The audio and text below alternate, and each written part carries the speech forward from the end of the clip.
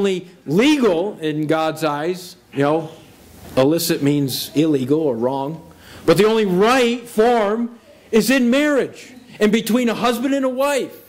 And anything outside of that is outside of God's bounds. And this word encompasses everything outside of what God has said is the right way to do it. But Paul doesn't want confusion, and he gets even more specific as he goes through these words. And these words shift from just mere activity to the desires that now go underneath the activity. And the next word, we would use the word vice a lot of times. But this word doesn't just speak about... it really speaks to the habitual, the way that this kind of activity grabs a hold of somebody. That's why we use the word vice. It grabs a hold and doesn't let go. It forms these addictive characteristics in people. And that's what this next word, it's translated here, impurity. That's not just an evil action, but now it begins to infect the rest of our lives and creates and makes us impure. And the next word here, passion, is pathos in Greek. And it's a word that describes desires, particularly runaway desires. It's the desires that motivate the activity that Paul has just described. But then he uses another word to deal with desires, and it's translated there, evil desires. And this speaks to a longing, a craving, coupled with the word evil. In other words, forbidden. Things outside of what God has said are okay. We long for that stuff that's just on the other side of the fence, that's just out of reach. And so often, it's not that out of reach, is it? And we look at our society and think, oh, wow, this is just prolific. That our society's become so immodest and it's so just prevalent everywhere, and it can be streamed right into your living room, and you can sometimes it just pops up on your computer screen, and it seems to be everywhere. But it was no different than in Paul's day. He's writing this because these Colossians, not just that it could happen in secret, and if they kept it concealed, they stay out of trouble. It was rewarded. You could go down to the local pagan temple and worship doing this kind of stuff. And it was all considered fine, that you were pleasing God. And it was very prevalent in Paul's day.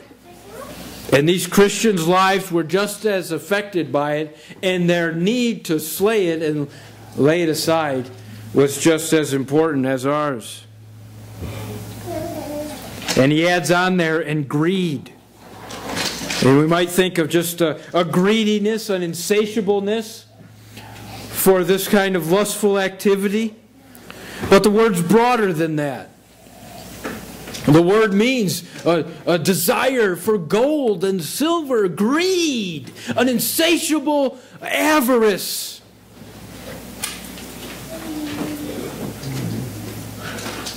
This isn't the only place that Paul tells us that that's idolatry.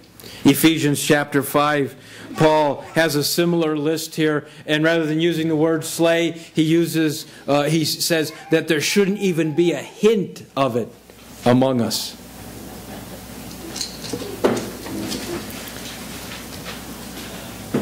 And these things infect unbelievers. Many times believers have trouble terminating these activities too. They grab a hold and don't want to let go.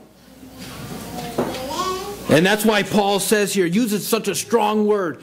He doesn't just say, abandon it or walk away. Decisive action to kill them, to slay them. That the second its head pops above the horizon, we take the shot at it. We don't wait, we don't deliberate, should I do this? If you do that, it's too late. You have to take the shot now. And in your life, there's decisive action that probably needs to be taken. Things that have to be dealt with that you can't put off any longer. But it's time to exterminate these things. Paul in verse 7 says, and in them you also once walked when you were living in them.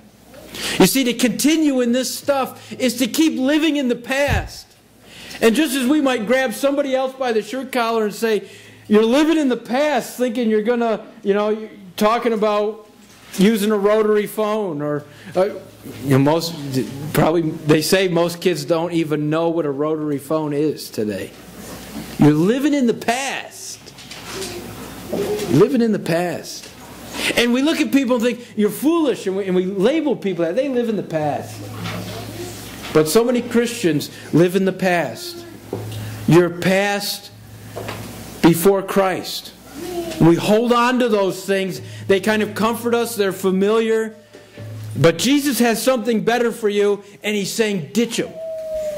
Take decisive action right now and throw it overboard. Make it walk the plank. Don't entertain it for one more minute. Isn't that how we hear this stuff happening all the time? Oh, it started innocent enough. You hear that, don't you? We worked late together one night. It started innocent enough. And Paul says to take decisive action, to stomp it out right now. That's not the only part of abandoning these things, though. We have to take decisive action to exterminate them. But then in verse 8 he says, but now you also put them all aside. And he goes into another list. And this is where he begins to develop this picture now of putting aside the dirty, soiled clothes. And this is usually a more deliberate thing. This summer I was in the crawl space over here at the house trying to spray in foam insulation, the real sticky stuff. And the crawl space is probably about that big. So I'm on my back, and some of it's tight enough where all you could do was reach in with your arm and couldn't really see what was happening. And so when I would come out of there, I'm not just covered in dirt and mud from laying on the ground, but I have all the excess spray of this foam stuck to my clothing. And I tried for a while to have a hood on, but it fogged up. And it was like out of a scary movie. This thing's fogged up, and I've got a light, and I was trying to, you had to keep spraying the stuff. If it sat for 30 seconds, the nozzle would freeze up. So you're trying to manage all this stuff. So finally I ditched the mask, hoping that it wouldn't get stuck to my face too much. And fortunately it didn't. But those coveralls, I finally just threw them away because I couldn't get the stuff off. It was stuck that bad. But I was always really careful when I took those clothes off so that I didn't shake all sorts of dust out in the house. It was a deliberate action. I didn't want to contaminate other things.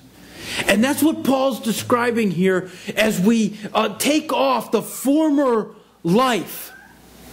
That it's a deliberate, thoughtful thing where we try not to contaminate the other things and other people around us as we try to shed the way we used to live. And Paul goes through a list of things that we need to lay aside. And he says, put aside anger. And this word, it's just like in English, the basic emotion of anger. And usually when we begin to talk about these things, it always comes up, righteous indignation. And most of the time people just use that as an excuse.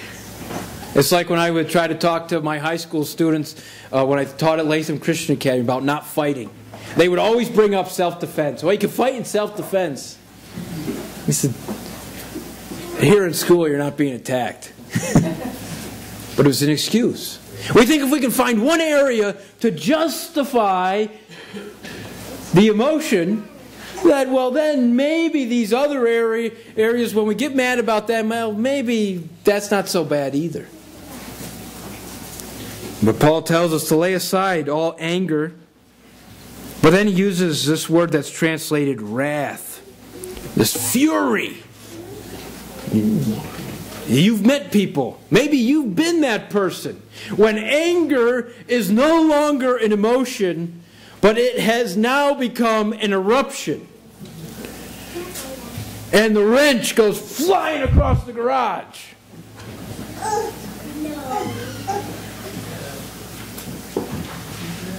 Yes, I've done that, so not.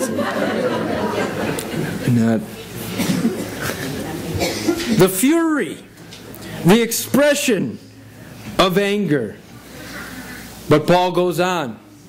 You see, you're alone, you're in your garage, you just raked your knuckles because the wrench slipped off, and you're, and rather than saying something, you fling the wrench. But it goes further than that. And Paul goes further here. Malice.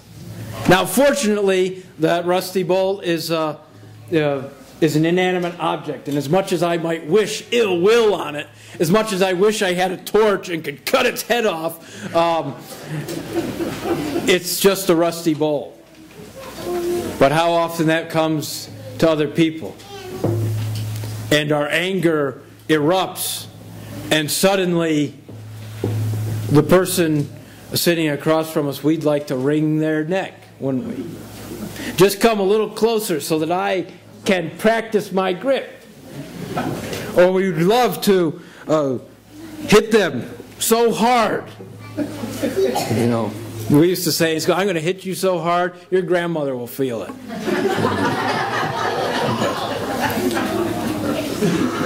But that anger becomes ill will. It becomes malice.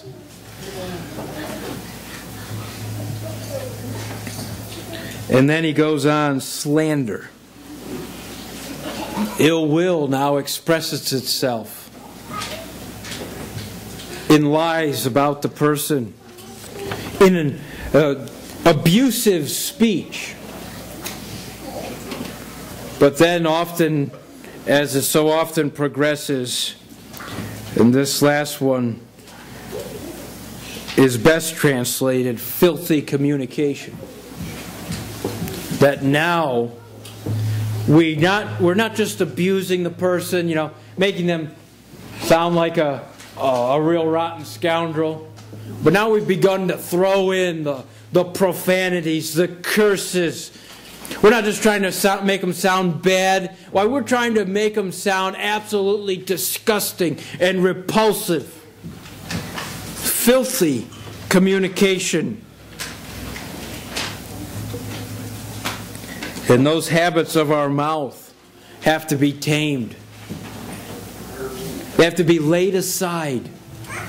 Just like those filthy clothes.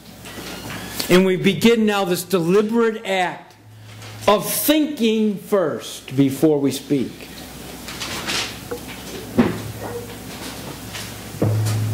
And so, as we abandon the old nature, we slay, we lay aside. And then in verse 9 says there, do not lie to one another.